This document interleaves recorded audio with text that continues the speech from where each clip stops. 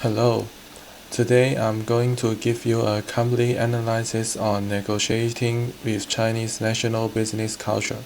China is among the world's largest economy and possesses an extremely rich cultural heritage, which highly impacts its business culture. It is vital to understand these cultural aspects in order to create competitive and sustainable negotiation outcomes. This video examines the fundamental dimensions of Chinese culture, summarizes the behavior and norm influence on negotiation, and offers an action plan across cultures based on recent research. Chinese national culture has traditionally been founded on Confucianism, collectivism, and relational ethics, which deeply impact the way negotiations are conducted. These factors of culture find expressions in Chinese values, attitudes, norms, and Chinese negotiators' behavior that both mirror and influence the process and content of negotiation. One of the fundamental values of Chinese culture is that the social harmony and unity of the group. Harmony is not only a personal ritual but also a social responsibility that promotes cooperation and avoids face-to-face conflict. Inextricably linked with this is the notion of guanxi, a personal network based on trust, loyalty, and reciprocity. Guanxi is critical in negotiations because it provides access to resources and signals trustworthiness. The prevailing style of Chinese negotiation is usually relationship-based and indirect in style. The Manzi principle entails the preservation of dignity and avoidance of embarrassment. On that understanding, Chinese negotiators would prefer to use ambiguity or silence to express disapproval instead of direct refusal. Normatively, Chinese business culture values hierarchy and authority. Decision-making is centralized, and lower members typically defer to their seniors.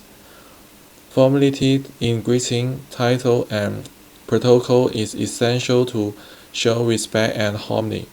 Chinese communication norms are also high context and rely on nonverbal cues and shared meaning. Behaviorally, the negotiations are slow and incremental.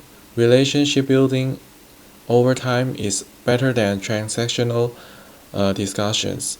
The agreements are not viewed as inflexible but adaptive, in accordance with adaptability and long-term partnership. All these patterns of culture must be comprehended to work with Chinese negotiators politely and effectively. The cultural orientation in Chinese negotiators to a long-term relationship, hierarchical organization, and saving phase profoundly impacts the style of negotiations. Rather than the contractual terms, Chinese negotiators would first prefer to establish the foundation of trust through informal meetups and bonding activities. Avoidance of direct conflict and provision of concessions is made stably. A contract is the beginning of a relationship for Chinese and not the end of one. Therefore, adaptability and flexibility following agreement may be expected. At the differentiation stage, Chinese negotiators seek alignment on mutual respect and shared values before addressing details. Cultural cues such as titles and body language are used to establish early positioning and signal intentions. Harmony and common purpose are emphasized over identifying differences. Discovery is conducted early and in increment. Negotiators will circulation and metaphor and data are revealed selectively. Confidence must be established prior to disclosing sensitive information. This is unlike Western presumptions of openness and data-driven transparency at the beginning of the negotiation. The exchange state is less binding and more variable. Contracts are anticipated to be modified as the partnership develops. Therefore, arrangement may be informally defined with a degree of flexibility for revision in light of future circumstances. Phase maintenance and respect at this point are significant to ensure the survival of the alliance. Second, successful negotiations with Chinese collaborators require patience, empathy, and sensitivity to the symbolic meaning.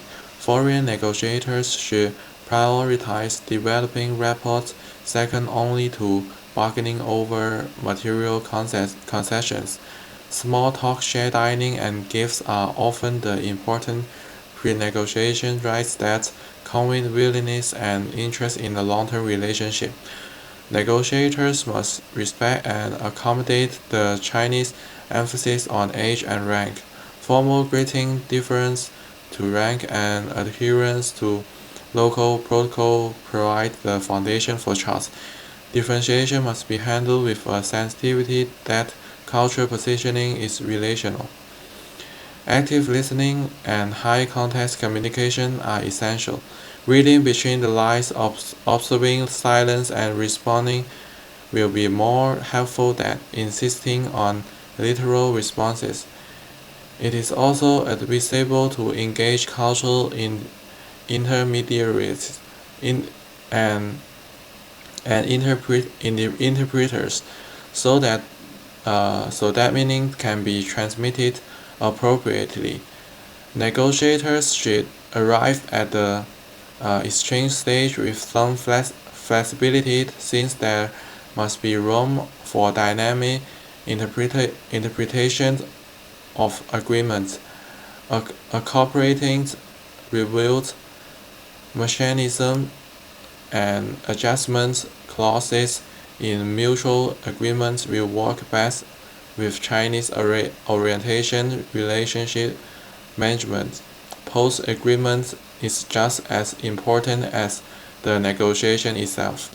In conclusion, preparation for Chinese partner negotiation begins with deep cultural learning and self-awareness.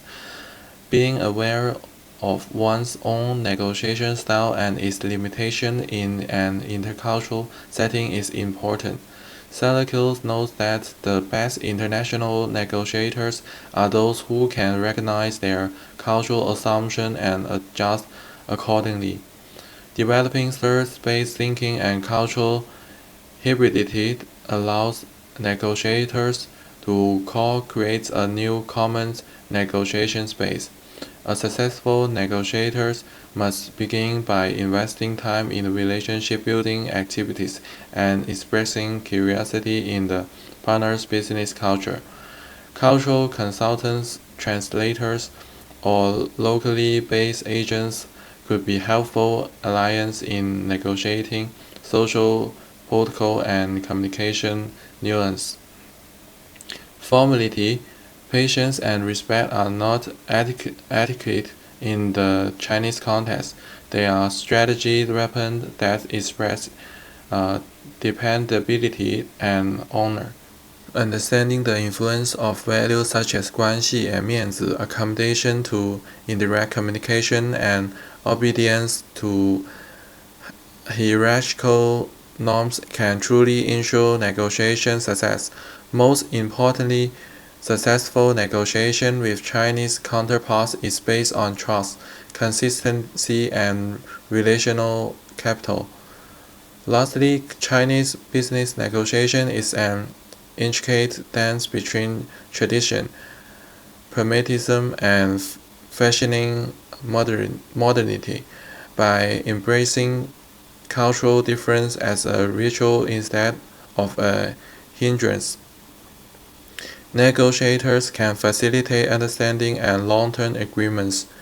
In the cultural, negotiation is not compromise for the sake of compromise, be it creating a working space whereby shared aims may be pursued with respect.